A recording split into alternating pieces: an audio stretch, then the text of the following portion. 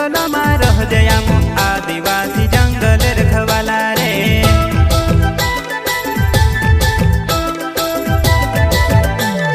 चल जंगल जमीन काजे पूजे रे आदिवासी दुनिया ने रखवाला रे। बाप देव खतरी काजे पूजे रे आदिवासी सबसे निराला रे।